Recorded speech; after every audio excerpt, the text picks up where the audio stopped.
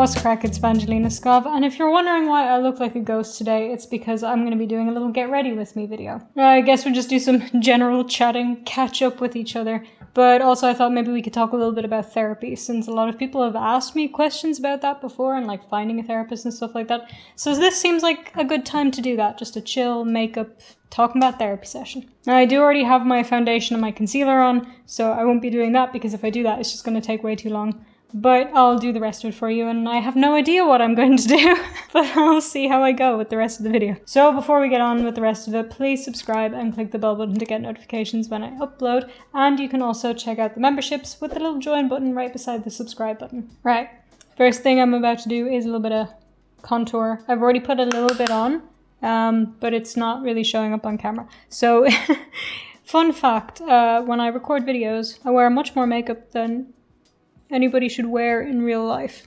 because the camera is like, no, I'm not gonna let any of this be seen. So you always gotta put much more on. Basically, if you don't look crazy in real life, you're gonna look pretty bad on camera. Or so I've been told. I'm also wondering if I should mess with my nose or not, because I already kind of did it and it doesn't look too bad. Okay. Do the weirdest faces when I'm doing makeup. I have a mirror over there, but I'm gonna need to hold a little mirror so I can actually see what I'm doing to my eyebrows, because I can't do it from this distance. So yeah, therapy is a weird one, because I've heard people talking a lot about doctor shopping recently, which has been brought up in relation to people shopping for very specific diagnosis, which obviously is something you shouldn't do. You shouldn't go into therapy looking for one diagnosis and one diagnosis only, because that might not be your diagnosis. It just might not be. It also might be, but you never know. But because of all this talk around it, people now think that doctor shopping is a really bad thing.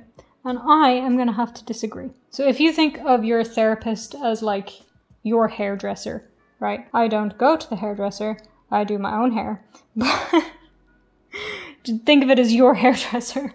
So you might go to one and he messes up your highlights or something, or he gives you the weirdest haircut you've ever seen, because that's just his style and his way of doing things.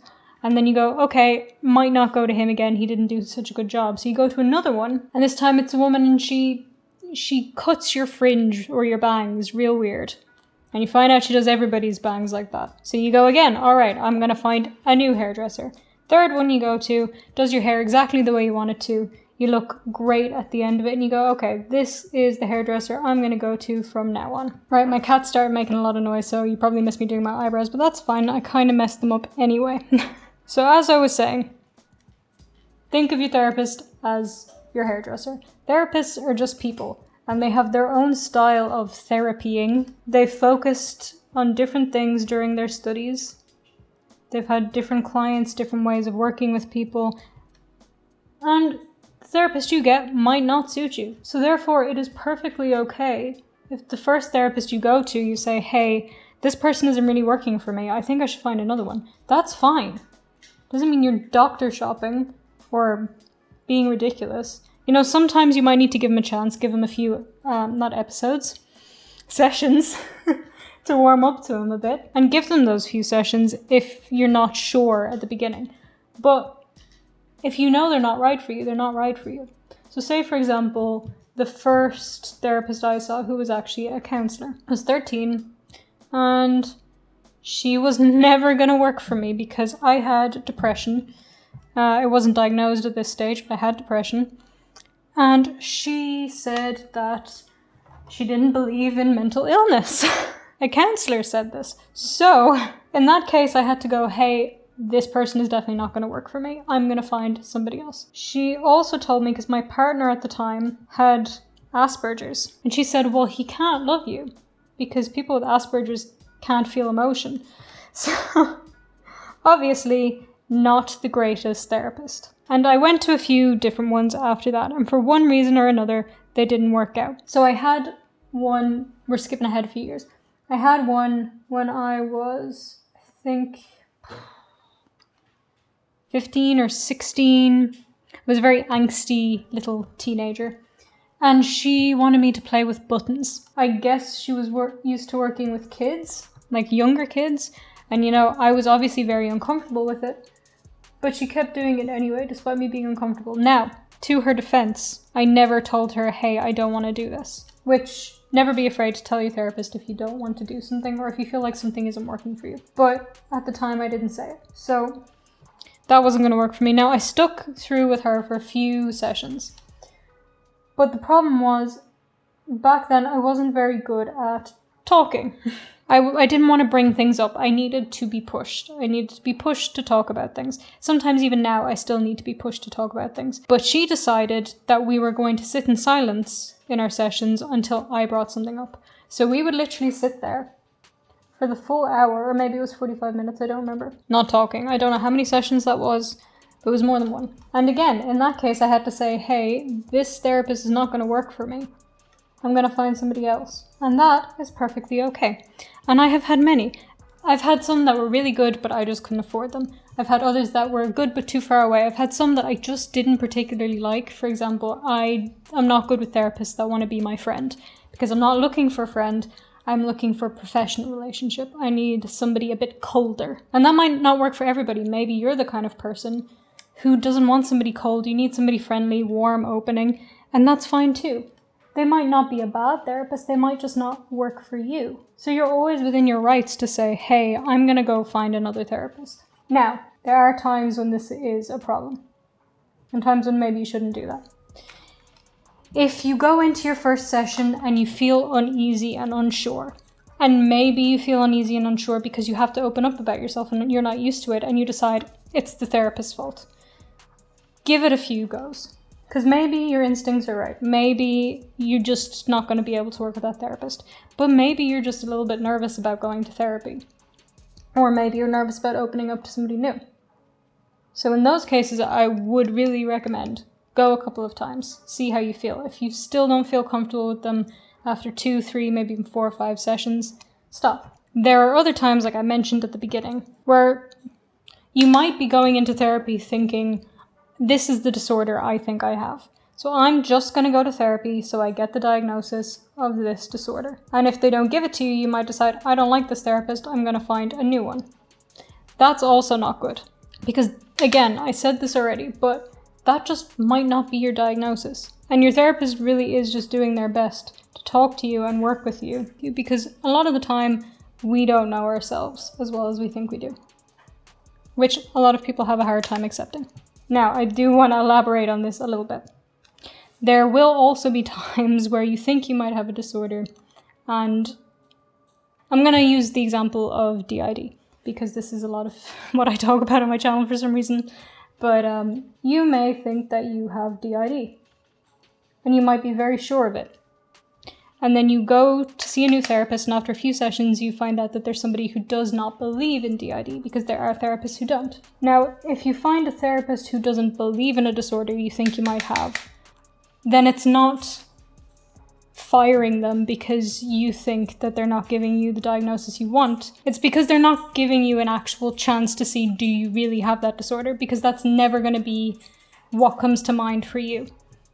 Does that make sense? Now, you might go to another therapist who does believe in it and they don't diagnose you with it because you don't have it. And that's perfectly fine, but you still need to be given the chance to get the correct diagnosis. Now, other reasons for changing your therapist. You could also be in a situation where you have a fantastic therapist. They're great. You work really well with them, but they're not giving you the kind of help that you need at the time. So say you have PTSD or some kind of trauma in your past, or maybe even dissociation, but you're seeing just a talk therapist who works with maybe the anxiety side of things, or maybe depression or things like that, and doesn't really work with trauma. They could be the best therapist in the world at what they do, but it's not what you need. And it's perfectly okay to say, hey, I've really gotten a lot out of therapy with this person, but I need something else now. That again does not mean that you are doctor shopping or just hopping from one person to the other. It just means you're trying to get the care that you really need. I want to move on from the doctor shopping thing just a little bit and talk a bit about sort of what you do with your therapist, if that makes sense. So, again, they don't know everything, and they don't know everything about you, and they don't know everything about what is best for you. But they are going to do their best to figure it out. The problem is, it makes it a little bit harder for them to figure that out if you don't tell them. So say they have some kind of method or an exercise or something that you guys do that you know is not working for you. It's not helping you. You're not responding to it. It's not providing you with anything. You need to be okay with telling them that. Because if they say, no, my method is right and you're wrong or anything like that, they're not a great therapist. They should be listening to you and what you want and what you need, because you do know if something's not working for you. Now, they might suggest, hey, can we try this just a little bit more just to see? And that's fair enough. Maybe they think that, this is going to be what's right for you, but they just want to give it a go. And if you're not comfortable with it later on, you can stop.